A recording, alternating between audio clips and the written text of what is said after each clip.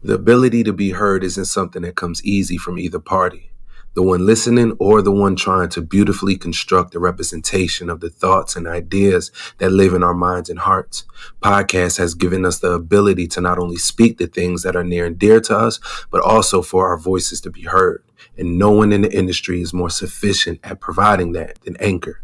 Anchor Podcast gives us the ability to record, share, and even distribute our podcast for free. Did y'all hear that? For free. All right. We live from right here in the beautiful city of Fort Worth. It's big. It's booming. It's the 13th largest city in the country. You know what that means? You know what it means when you're the 13th largest city in the country? What does it mean? It means a lot of things going on out here. You know what I'm saying? And we got my man here. He's an entrepreneur, a master barber, a black father. He's a leader, a parent. He's a partner. And he's also a close friend of mine, so I'm excited to have him on here. Yes, sir. All right. So look, we're going to start this off the right way. It's Monday morning, and when the work week starts, the business week starts. You understand what I'm saying? So we here. All right. We got my man D Hump in here. He is a barber, an entrepreneur. Let's give a round of applause for my man D Hump in the house. What's going on, man? How you feeling this morning, man? It's a beautiful day today. That's what's up. So it's good to have you here. You know, the first interview. You're a major person in the city. You're a major figure. It's good to have you here. I wanted to address some things that I know our community will want to hear, you know, as it pertains to, you know, being a leader in the community, being a businessman. Barbershops are one of the biggest businesses in our community.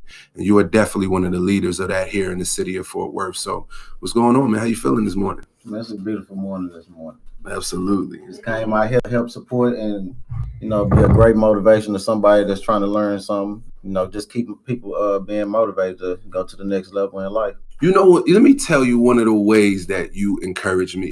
You know what I'm saying? A lot, just as a businessman. Now I've read this in books, but you are one of the walking examples of getting up early in the morning. I mean, this guy is at the barbershop. Listen. If your job, it requires you to be there and you know you want to get a haircut at an early time, this guy is up 5 o'clock every morning. He's usually in the shop, mopping up, doing something in the shop about 5:30, 5 o'clock in the morning. And I mean, he literally beat me here to my office. Yeah, that's the millionaire hour. Yeah. At 5, that's the millionaire hour. Yeah. So, hey. My thing is, if a job tell you to be at work at a certain time, you're going to get there. So why not do the same thing for yourself? Absolutely. If I want it, I'm going to get up. I'm going to do what it takes to get to that point. You're going to have a lot of sacrifices on the way, but you got to do what you got to do if you want to be successful. You know, that's crazy because, that's true. You know what I'm saying? That you like Nicole said, it's the millionaire hour, right? But, you know, we tend to sometimes be late to even our own jobs, late to our own parties. You know what I'm saying? Late to our own funerals. Yeah. But what developed that in you? You know, because that, like I said, that's something that's not necessarily adopted in our community or in our culture. So where did you develop that from? Really, I'm just glad that I had a strong black man in my life, which is my stepdad. Mm-hmm. He worked for the city with the trash department. So every morning he'll get up at 4:30 in the morning, and he had a Chevrolet truck with the big pipes on there and everything. You know, we stayed in the house, of course. So every morning he cranked that truck up. It just woke the whole house up. And that always stuck with me. When I wanted to become a man, I wanted to get up early, get your day out the way. You know, we get home from school 3:30, 4 o'clock. He already back at home. You done worked your 8 hours. And I was like, man, that's a good way, you know, to be with your family. Yeah, exactly. And so I just live my life by that same concept. Man. Jumping up early, Monday through Friday. Man, that's deep. That's what's up. That's good for. That's why it's important to be a black father. You know, even a stepfather, your own kids, a father figure is a father figure. That's everything, and I feel like that's something that men need to hear. You know, fathers are pivotal in everybody's life. The women, you know, the children, they impact everybody's life in a positive way or a negative way, but we only speaking about the positive things today. So, Absolutely. you know, I'm sure get up and be on top of the household at that time, which motivates the kids. So I'm sure your mom was up early. You seen her, like you said, now you up at 5 o'clock, you know, at the shop. So, and that's another thing I want to speak on as far as fathers. You know, sometimes even the child may have a stepfather and it's not his biological father, but look at this, look how this man, he's up $1 million hour. He's got his own business because of what he seen his stepfather do. Right. You know, so on both sides, as stepfathers, look at the impact you can have on a child that is not even biologically yours. And even as the child, look up to your stepfathers, respect that man. That man is there helping to make sure you straight. And a lot of times in our community, it's a battle on both sides. You know what I'm saying? So, but look at the effects that it can have if both parties do their part. You know what I'm saying? So that's real, man. I appreciate you even sharing that personal experience with us. Definitely. So let's get into it. You know, let's talk about your business. What's your business? What you do?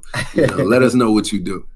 Well, my name is Darren Humphrey. Everybody knows me as D Hump. Mm-hmm. You know, I'm a barber, entrepreneur, motivator, absolutely, counselor, everything. The barber is everything in the community. And one thing about being a barber, you got to give great advice, and people respect that. You know what I mean? Because once they're in that chair, they probably don't have a outlet to talk to somebody. They just probably going to work, going home. No friends, wishing they had family members that they can go talk to, but don't. Mm-hmm. So a barber play, like once you find a barber, you find a new family member. Yeah. Because you're going to cut them, they daddy, they grandkids, and everybody else they know, because they're going to promote for you. Absolutely. All right. So what made you want to get into owning your own business as a barber? So obviously you had to be a barber before you owned your own business. What made you want to establish your own business opposed to just being a barber working for someone else? I never thought I was going to be a barber. My mama on my 13th birthday, she got me a pair of clippers. Really? At 13. On my 13th birthday. Mm. So she was like, you gonna get a trade or something. Yeah, because everybody on my family did hair or something like that. Okay. On my daddy's side as well. Somebody, you know, my grandmother did hair and they cut hair as well. So 13, as soon as I got them clippers that night, I was started cutting on my own hair. Yeah. Probably about 2 days later, I was completely bald. I'm just gonna get this edge up right just a little bit more. So you like, damn, my edge up by my ear. I'm just gonna cut it off and start over. Yeah, but that's what started it right there. And you know, starting off cutting my hair, my cousin's hair, my little brothers, and then you know, playing sports, little league and stuff. And you start messing up their head too. Mm-hmm. So by the time we made it to high school, like 10th grade year, it was crazy. It was like a full-fledged barbershop. Wow. I'm cutting the coach hair, all my friends, and so you basically running a little business from my grandmother's hallway. Mm. And you know how it is back in the day, staying with your grandmother. Absolutely. I had to wait till she get home at 5 o'clock to start cutting hair. Oh man, couldn't nobody come in until after 5. By the time I made it to high school, 11th grade, it was full-fledged. So in 98, my mama moved to Fort Worth. Mm-hmm. I'm still in the 10th and 11th grade. Mm-hmm. Now, you know, being a barber, you know how it is, fast life, end up making a baby. Mm-hmm. So my mama told me, you're going to have to move down here and start going to barber school. Mm-hmm. My mama then went and talked to the lady at the barber college. Because you know how mama is. She going to make sure her son going to go the way they want him to go. Absolutely. So she go up there to the barber college. I'm 17. You know, you got to be 18 to do anything. She done convinced this lady, let me come up to the school, start barber college before I'm 18. Mm. Wow. I know all about that. Wow. Not only that, opened the barber college and came to our meeting on a Sunday. Mm. Wow. My mama still got the letter to this day. Wow. R.I.P. to Miss Katie, too, like the director at the barber college. What barber college was it? RHDC. Where was that? Fortworth, Texas, right off of seminary. Went over there, graduated 2001. And that's what embarked on starting for that. And then that brought me to working at Millennium Cuts with Tyrone and Willie. I stayed over there for 10 years. Mm. No, just watching them, you know, as black men own their own business, being in the newspaper, positive all the way out. Everything was structured professional. We had weekly meetings. Where was that at? Millennium Cuts. Okay. That was my first barbershop. Shout out to Millennium Cuts. Oh, yes sir. Shout out Millennium Cuts, Tyrone Malone over there. Hey. Yeah, I was over there for 10 years with him and Willie. And watching them guys do that really motivated me. Be like, man, I probably can own my own barbershop one day. Right. Mm-hmm. So me and Gleason, he worked there with me as well. We ended up opening up Barber All Stars. Mm-hmm. So y'all opened that up together? Yeah, me and that was my other co-owner. As partners? Yes, sir. Mm. That's Millennium Barbershop All Stars. These are major barbershops in the community, in the city. So that's huge. Yeah, they embark on starting all of those. Well, helping everybody start, flourishing and becoming a neighborhood name, and this positivity coming out of that. Major player in the city. Yeah, that's what's up, man. So, where are you originally from? I'm originally from Galveston, Texas. Okay, that's nice. So it's nice. It's by the water, ain't it? Yeah. Coastal life. Wow, that's palm trees. Yeah, beautiful breeze every morning until the storms come. With that being said, what made you feel comfortable, doing business in Fort Worth opposed to Houston or Galveston, or why did you choose Fort Worth? Being from Galveston, it's small down there. It's a tourist city and stuff, so it ain't as big as the city and things to me. But moving from Galveston to Fort Worth and seeing just how big it is out here, and just the same thing on every corner. You can go 2 blocks and you're gonna see a barbershop, liquor store, corner store. Right. Same concept. So I'm like, dang, we might be able to make it out here. Because my goal was at first was to come down here, get my barber license, and probably go back to Galveston and open up a barbershop. Right. But just evaluating everything and seeing how it was, I was like, man, but I'm just gonna cut the people that I know. Right. I don't want to just cut the people I know. I want to, grow, meet different people, and just keep growing. So absolutely. I thought Fort Worth was going to be the best decision for me to stay. So I made that decision once I got out of barber college to go over to Millennium Cuts. And I started right there for 10 years and built my clientele up like crazy, working long hours. So it all paid off eventually in the long run. Man, that's wild. So shout out to Fort Worth. See, look, you got Houston, you got Austin, you got all these things, all these places in between from Galveston to here. Yeah. But Fort Worth is where you wanted to, to do your thing at, and that's dope. So shout out to Fort Worth for being that appealing. You know what I'm saying? Because Fort Worth is the fastest growing city in America today. Man. With it being the fastest growing city in America, I'm so glad to be here, because if you wanted to open any style of business, anything that you feel that you want to go off and try and feel like that you can do it in Fort Worth, because there's so much opportunity. Fertile. Yeah, it's so much opportunity out there. And you are part of that. Yeah. Like, you are part of that conversation when they say this is one of the fastest growing cities. It's because of guys like you. So we really applaud you and appreciate you for everything you're doing out here in the city. Yeah, for real. Appreciate As that. it pertains to that, let me ask you this: in establishing businesses and being a part of this growing city, like, what's some strategies that you use in the process of opening up your first barbershop and establishing business? Number one thing is location. Location. Then once you find that right location, it's about that look. That shopping center got to look nice. If you want to get the top dollar for anything that you want to do in life, it got to look like it. Absolutely. You can't be trying to charge top dollar and the people don't even want to come in there and use the restroom. Right. You got to make everything look like it needs to be if you're going to do that. Aesthetics. Yeah. So with that's that, important, because going to the barbershop, that's a luxury. People don't look at it like that. Yeah, it's a necessity, but a lot of people can cut their hair at home. It might not look as good as when y'all do it, you know, but so that's a luxury, and you want to feel like, where you're at is worth you paying this money for. Absolutely.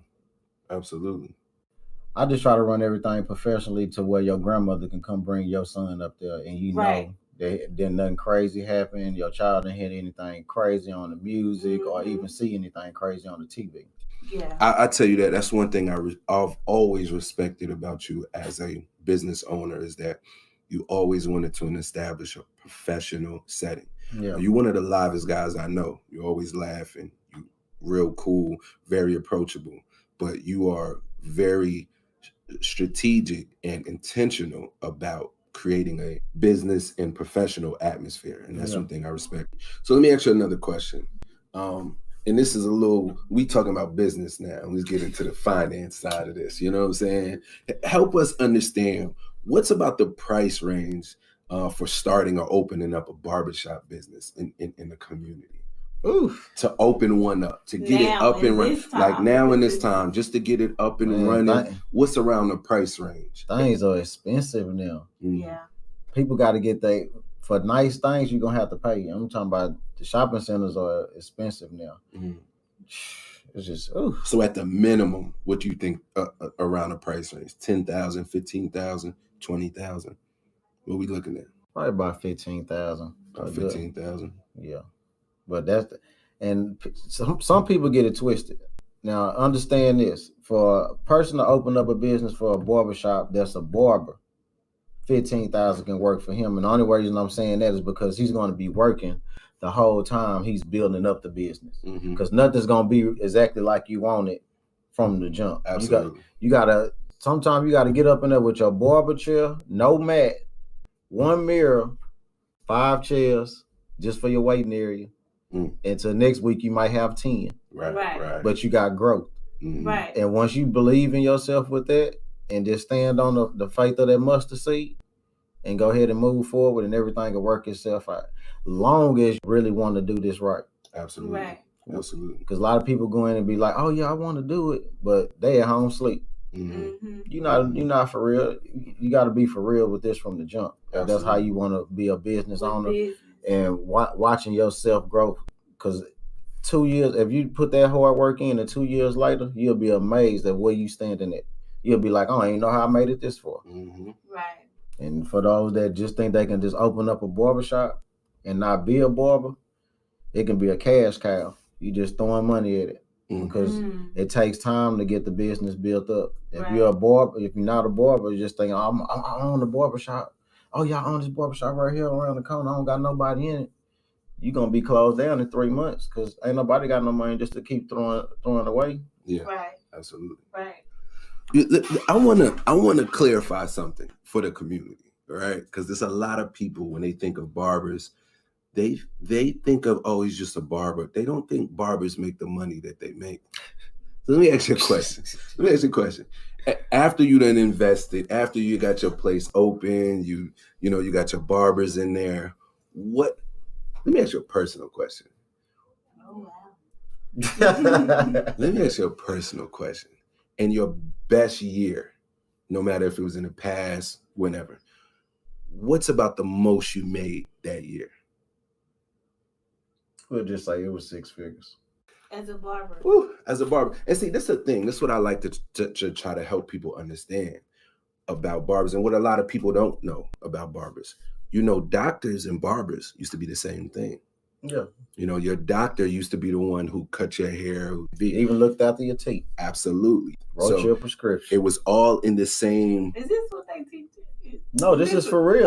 It was from the neck up. When you went to the barber in the early 1900s, you used to be able to write an ear infection. Absolutely. And dental for your teeth and everything. Some barbers used to pull teeth and everything. Absolutely. Wow. Think about the chair. The barber chair looks a lot like the dentist chair. Yeah, the dentist chair. Up, lay you back. Absolutely. Or the medical chair. So, and that's why a lot of barbers will say, I'm doing surgery on your hair. Right. On your hair. You are getting surgery. Absolutely. Right. It is. It actually is surgery. That's true. Because it's something coming from you that is being cut. It's a part of your body. I thought about it like, look at the science behind it. And think about all the medical things that's involved with it. A barber has to be very absolutely and making sure everything is clean. You can get infected. They could be infected. You have to know how to I tell people diagnose about that all the time. Absolutely. Save some people's lives. I had a staph infection in my nose. Because some people, don't shave right here. it's big, it's in the inside, man. You need to go to the hospital. That might be a staph infection. Right. Oh, I went to the doctor, man, they said I had staph. Yeah, it's for real. Yeah. Absolutely. Wow. So, you know, when you paying your barber, and that's why I always want to encourage people, listen, if you are getting your hair cut by a barber, he's doing surgery on you, treat that man, you know, treat him like he's important in your life. Yeah, tip that man, you know what I'm saying? You know, have a conversations with that man, because, you know, be honest with that man about whatever condition you in, because, you know, he can really help you beyond more than just making sure you look fresh for your date that night. All right? That's true. Yeah, That's true. amen. And you take care of him with that good, nice tip. He'll answer the phone for you when you need him. Absolutely. What? I'm talking about 11 o'clock at night. You know what I mean? For real. If you could give somebody that's interested in being a barber or going into business for themselves right here in Fort Worth, any success tip, what would it be? What would you tell them? Believe in yourself. And 2 is always greater than 1. So if you got somebody that's willing to invest with you and you trust them, for as your spouse or a business partnership, yeah, it's always better. A lot of times our community is asleep to that, you know, or they fear that. So why would you say, yeah, go ahead and get a partner, go in with somebody else? Yeah, because you're gonna be able to. It's 2 is better than 1. You might don't see something, they might see something. You come together, y'all both seeing everything that need to be seen. It's true. And you don't have to put that whole whatever it is up front on your own. Yeah. And they also got to be willing to, you know, it might win, it might lose, but as long as y'all got that understanding for a business mind versus, oh, we just a spouse and, oh, I'm mad at him because he made us do this. Y'all make that decision together. Yeah. Business partner, spouses, whatever. And they got to live with it. You know what I mean? Some things pay off, some things don't. It might take more than one time. You might just break even. Right. But just believe in yourself. Yeah. You were stronger. You gained something. Some knowledge, and then just be better for your second time around. Right. You had to learn how to walk, right? We couldn't walk straight on our first 2 steps. It's true. That's true. So let me ask you, I mean, what is it? Because like Nicole said, in our community, sometimes we could be afraid to partner with people, or we want all the accolades. We want 100% ownership, so we can say, I did this myself. What was it in you that didn't have that fear of your brother, of somebody else in the community? What was it about you that you didn't desire to have that, oh, it's just me, it's my thing? I just live my life with that 2 is better than 1. You know what I mean? And then I tell my kids all the time, I'm judgmental. You know what I mean? Today's time, you need to be judgmental because you want to pick and choose the people that you want to do business with, be around, and share your secrets with, or anything. Absolutely. So I look at characteristics in different people I want to partner up with. If you're a hard worker and you'll take a gamble in life, I can partner up with you versus somebody that just shady, a liar, lazy. I can't partner up with nothing like that. So you saying you trusted yourself, you trust yourself enough to be able to know who's good business and who's bad business. Yeah. Absolutely. And you still willing to even take the risk of it might not work out. Yeah. And because you gotta realize, like, at least you tried. Yeah, exactly. And it's always, you know, like they say, you lost it one time, I can get it back again. Absolutely. That's true. And you're gonna get it back better than what it was before. Right. That's real. That's real. That, man, I appreciate that, man. That's real game. That's real knowledge. And that's something that I want us to do in our community, is not be afraid of each other. You know what I'm saying? And trust ourselves enough to know, hey, look, if this is good business, it's good business. It's a good partner, it's a good partner. Let's partner up. However we do it, whether it's 50-50, 70-30. As long as it's a partnership. Because somebody going to have to take on initiative to make sure something pushed through. Absolutely. Yeah. And sometimes you don't have it all. You know, sometimes you might have enough to go in with somebody. It might be 4 of y'all. Yeah. But the fact that y'all got in that situation, you're able to leverage that business and put yourself in a position to get another one. Yeah. You know, and on the next one, you might be 70-30. On the next one, you might be 100%. But you first have to put yourself in a position to leverage what you have, you know. So absolutely, that's important. Wealthy people, successful businessmen understand that they can't do it by themselves. They always meet with other masterminds and other people, other like-minded people who may understand certain things that they understand or have a different perspective that's going to help build whatever endeavor that they're involved in. You understand what I'm saying? So, and y'all don't be afraid to partner with somebody that you don't even know. That you don't even know. Just a business thing. Oh, that's my business partner. We great friends because of business partner. Absolutely. That's it. They're silent partners. Yeah. You know what I'm saying? Right. There's people who will invest. Absolutely. Yeah. They'll invest in you and they just want to be in the background. They don't even want to know they out there. Yep. Don't be afraid to put yourself out there. Don't be afraid to meet with somebody at Starbucks and talk about your ideas so y'all can see how y'all can help and benefit each other. We need that in our community. We need more partnership. Absolutely. Yeah. Yeah, like they say, changing all the narrative and stuff. We need to get away with all that old thinking and have new thinking. Absolutely. Black businesses spending money with black businesses and helping black businesses build up each other. Absolutely. Yeah. Doing what you're doing right now, giving the game up, helping encourage and inspire other barbers, other people who thinking about getting into this trade, developing this skill. It's one thing about having a skill. If you have a skill, you'll never be broke. You understand what I'm saying? It don't matter if you may have a job, but if you got that skill on the side, that's passive income. Right. That income you can stack that income and invest with it, or use that income to pay your bills and everything you work for. You stack that up. You understand what I'm saying? We just got to figure out these strategies so that we put ourselves in a better financial place. You know what I mean? In order to build wealth, you have to build a financial mentality. Because once you go ahead and get your business stuff, when you get off the ground growing with your business and everything, so it might be 2 years later.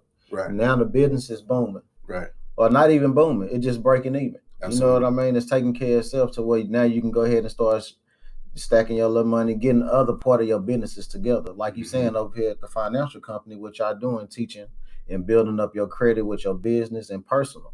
So once you start getting situated with that, now you need to start going more, how can we get a loan to buy our own building? Absolutely. Versus just keep paying this high rent. Become vertically integrated. Yes. Yeah. So with that being said, now I set up my LLC because at first coming into business, you don't know everything. Right. So now I got my LLC set up. I get the paycheck. I got my 401k set up. When somebody told me, oh, self-employed people can't have no 401k. Right. You know, it just, it's not true. Yeah. You just all got to get out here and get educated and stay moving and forward with your business and growing every day. Versus, oh, I'm gonna do that next year. No, get on the phone and do it now. If you got the business up and running, if you getting up and you going to work in your business, you need to be doing everything that you can that will support your business. And like you said, or support you, like you said, the 401k, the LLC. It's no reason for us to be doing business and not being a business. Absolutely. And getting all the resources that's out there. The information is out here. You know, we just need to meet with somebody who have the information. Think for it. You'll find it. And listen to your mind up. Yeah, absolutely. We got to listen to each other. We got to have these conversations. We got to talk about 401ks when you self-employed. We got to put that in each other's minds so we make sure we investing in ourselves, and investing in our future. Helping your other, because I try to tell all my barber compadres, I'll be like, man, you got your stuff set up? No, I'm going to send the lady that's going to help you get everything set up. Going to have a direct deposit, come out your check, automatic draft. You forgot about it, but they didn't. For that. Because I that's something that I preach here at Target Capital Financial Group, making your money make money for you. And you're not going to be able to always work. What about those kids? Exactly. You know, what about when you can't work anymore? Or what if you just need to pull some money out from a situation? You have to start opening up some IRAs, 401ks, those things. I preach that to my clients all the time. And borrow against your own money with zero interest. It's your money. You the bank. You got to become your own banker. Absolutely. Infinite banking, 401ks. That's a good conversation. You know, that's one thing we need to talk about in our communities because that's not what we talk about. You know what I'm saying? Right. But it starts from having your business in position. Yes. You're not out here doing business as you are a limited liability company. Yeah. So that's important because you don't have those resources and those things available for you if you don't have a formation of your business. This is my EIN. This is this because you formatted your business. So that's important, you know, for people that's doing business, even as a barber, to formate your business. For any business, shoot. I'll do it with the lawn care. I get all your, the company match you this and That's like the appreciation for your company. If you matching their 401k, they taking this $122 out their 401k out their paycheck for their 401k every month. You matching the same thing. Absolutely. Right. They worked there for 5 years. It don't matter. They money ride wherever else they go. Right. They still appreciated you. Right. Absolutely. Yeah. So let me ask you this: do you have any future business endeavors you want to get involved with? Yeah, we just want to get into the real estate now. Hey, Texas turned into the baby California, so I just want to go ahead. And my thing, what I want to, well, I don't know if I should tell everybody since we're online, but give it to them. Give it to them. No, I'm just playing. My thing, we just gonna target all the old neighborhoods. Absolutely. Yeah. The old established neighborhoods. Yeah, we just want to go in there and redo that because people. You know, the new houses are just not the same as the older houses. Right. A house that's built back in the day, you know, they got the curb appeal, the green grass, the trees, you know. The character. Man, that's what it is. Yeah. I feel like the that. Mature trees. Yes, 50-something years. You can't grow that in no new neighborhood where you just look down the street and don't see no trees. Right. Absolutely. Yeah. That's what we're going to do. That and eventually buy my own build a barbershop building, you know. Absolutely. That's our commercial real estate. Yeah, commercial real estate and getting into the real estate game. That's what's up. Same here, my brother. That's what we trying to do. You know what I mean? I want my first $1 million to be half of it all real estate. You know what I'm saying? So, and that ain't nothing. That's 2 properties. That's in it. Texas. That's how I look at it. Yeah. Two properties, $250,000 properties. Here we are. You know what I'm saying? Let them pay it off, and you be putting a little extra on top. No interest. Constantly going up in equity. You know what I mean? Every month. Absolutely. Can't wait for March to come around. Everybody be mad if you're a homeowner in March. Got to pay that new mortgage. Absolutely. Man, well, we appreciate having you out here, man. We appreciate all the game that you've given, you know, to the people. We look forward to continuing to build with you. You know what I'm saying? I want to encourage everybody out there to go out to Premier Barbershop.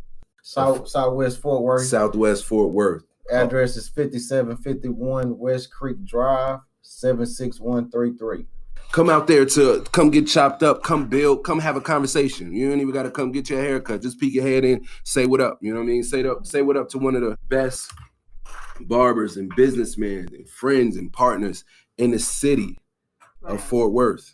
And we got great barbers that got the same character because that's all we want to be around is positivity. Absolutely.